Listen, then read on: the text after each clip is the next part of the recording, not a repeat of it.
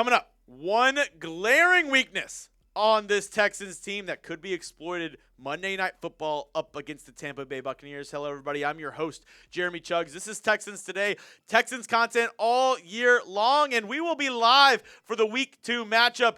Texans home opener up against the Tampa Bay Buccaneers. So make sure you're watching. Make sure you're there. I know the Texans, they lost their Week 1 matchup. The Bucs, they won Week 1 up against the Atlanta Falcons. But this is the time. Get on the right track. Be there, and let's get a dub for our home opener at NRG. We'll be live an hour before kickoff right here on the channel. So make sure to subscribe and join us. Type me if you're going to tune in to our Week 2 stream. Texans versus Bucs. I hope to see you all there. We have some giveaways, prizes, a lot of fun. So hopefully you're there. Hopefully you're able to make it and join the party and have a great time cheering on our Houston Texans. Now, coming up, the Texans' glaring weakness. It's the interior O-line and picking up stunts. That is the biggest weakness that this Texans team has. And unfortunately for us, the interior of our offensive line is going to have to go up against the Tampa Bay Buccaneers. Now, it got a little bit more tricky in Week 1 because Ed Ingram, he did not play in Week 1. He was a late scratch on Sunday, making this absolute, offensive line shuffle where Titus Howard moved in, Ursery moved to the right, Cam Robinson, then your left tackle, Jake Andrews, now injured, listed day-to-day. The center who played around 70% of the snaps for this Texans offense in Week 1 will not play, or I'm not going to say will not play, but unlikely to play in Week 2. I mean, he was trying to walk off the field and he got carted to the locker room in Week 1. So the likelihood that we see Jake Andrews out there in Week 2, I would say very, very low. So that means the expected center to start is Jarrett Patterson. And I like Jarrett Patterson. I think he's good, but maybe his biggest weakness and the reason why the Texans don't feel comfortable with him being the solidified starter for this franchise is against bigger guys, he kind of gets bullied around a little bit. And that is just awful news for this Texans team with their opponent this week in the Tampa Bay Buccaneers, because the Bucs have one of the strongest defensive linemen, not just figuratively, actually physically, one of the strongest defensive lines in the NFL. And I think if the Texans don't, fix a couple things up front and Nick Caley doesn't scheme around it, they could definitely get bullied up against the Bucs on Monday night. The biggest problem in my eyes, it's going to be this guy right here, Vita Vea, 6'4", 347 pounds. He might have, depending on what he eats that morning, a 50-pound weight advantage over Jarrett Patterson.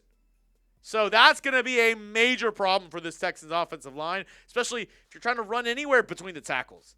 He's going to be a big problem. And then when you're not blocking him, you're blocking a budding star in Kalijah Kancey, who moves all over the Bucs defensive line. 7.5 sacks last year in his rookie season. He was great. So the Texans have two really good defensive linemen who kind of move all over different fronts. Vita Vea more lined up against the center, maybe over the guards a little bit. Kalijah Kancey sometimes lines up at defensive end, sometimes lines up over the guard in that 3 technique. Both those guys I'm really worried about. I'm very, very worried about. And coming up, I have 3 ways the Texans can mitigate this problem, because that's the biggest issue right now. If I'm looking at this game in a vacuum and I'm saying what's one thing that I think the Texans need to do to win this ball game, it's on offense, take care of those big guys up front and make sure CJ Stroud isn't on his backside, because those guys are very, very scary. Now, I'll tell you what those 3 things are that they can do to kind of fix that coming up in just a moment. But Texans items on sale right now.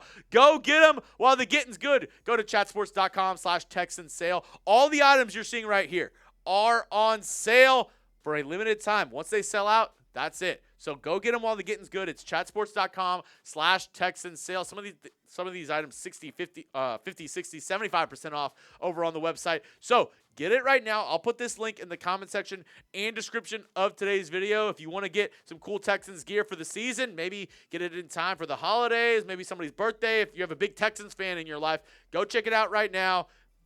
This link right here, chatsports.com/Texans sale. All right, here's some ways to mitigate the interior offensive line problem for your Houston Texans. One, it starts with the quarterback. CJ Stroud needs to get the ball out quick. He can't hold on to the ball because even though he can make throws under pressure, and even though he was pretty good in week 1 up against the LA Rams whenever he was pressured, it's probably not your best idea whenever your quarterback is on his backside. Even if he's completing those balls, you don't want to see that happen. So CJ Stroud, Nick Caley, they've got to kind of scheme stuff up to where he gets the ball out of his hands quick. Maybe more wide receiver screens. Maybe more quick routes over the middle. Maybe, more up-tempo for them. And that's kind of going in to my second way to mitigate this. Texans need to run more up-tempo. As I mentioned, Vita Vea, he's a big, big boy. And how do you mitigate that? With speed. And that's something that the Texans weren't able to do very much in that week 1 game up against the Rams. It's not even going up tempo. They were breaking the huddle with, 12, 13, 11 seconds left on the play clock where you don't even have time to really read the defense. And DeMeco Ryans pointed this out in his post-game press conferences and press conferences this week as something that the offense needs to fix. This is coming from @TexansJacob on Twitter. Texans head coach DeMeco Ryans says he thought there were issues with the Texans' tempo on offense, getting in and out of the huddle quick enough to make checks and different things at the line of scrimmage. He took responsibility and says that they will get fixed. I don't know how it's his responsibility when Nick Caley's the one calling the plays, but I guess he's the man in charge, so it all boils back down to DeMeco Ryans. But I completely agree.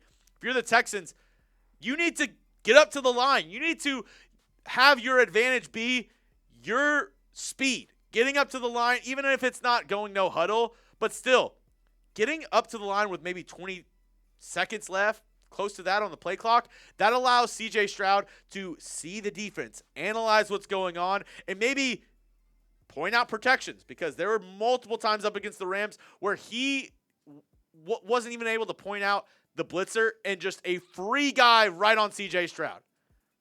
I can remember one time the Texans were driving. I believe it was their first field goal of the game. They were driving and then, got sacked. Another field goal attempt that they had. Maybe their second field goal attempt. They were even closer and then they got sacked. So those things can be mitigated if you're able to read the defense and kind of help out your offensive linemen and say, hey, you need to, focus on this side. You need to focus on this blitzer. Maybe your running back in the backfield kind of IDs the blitzer as well and make sure that's picked up so CJ Stroud is able to deliver those balls down the field. And then the last way to mitigate this interior offensive line problem, screens and running through the air. And what do I mean by running through the air? It's, those pop passes where the running back motions out and then quick snap and then throw out there, right? Or quick wide receiver screens or, where it's a pass play, but the first option is actually the running back in the flat if, nobody's guarding him. Screens as well. If you're able to kind of get the defensive line trying to come after CJ Stroud, he dumps it off to a running back, and then he's able to go with a couple blockers ahead of him. And that's why I think somebody that needs to be used more in week 2, and especially up against the Buccaneers, is running back Woody Marks. They drafted him in round 4. They traded up to get the running back out of USC because of his pass catching ability. Only 3 carries, 3 yards in week 1. Didn't get a ton of usage. And at the end of the game, when the game was on the line, they put in Dare Ogunbowale. I want to see more Woody Marks up against the Bucs because I think his skill set is really going to help this Texans offense move the ball up against Tampa Bay and get the ball out of CJ Stroud's hands and kind of mitigate some of that pressure that they might get from this Bucs front 7. And as we look at this Texans running back depth chart, you saw Nick Chubb. He did pretty good in week 1. 60 rushing yards, 4.6 yards per carry. Dameon Pierce didn't give me a lot. Dare Ogunbowale obviously had the fumble at the end of the game. And then Woody Marks. We didn't see a lot of the rookie. I want to see more Woody Marks in week 2, and I want to see him get the ball maybe a little bit out of the backfield, maybe a couple of screen passes to him.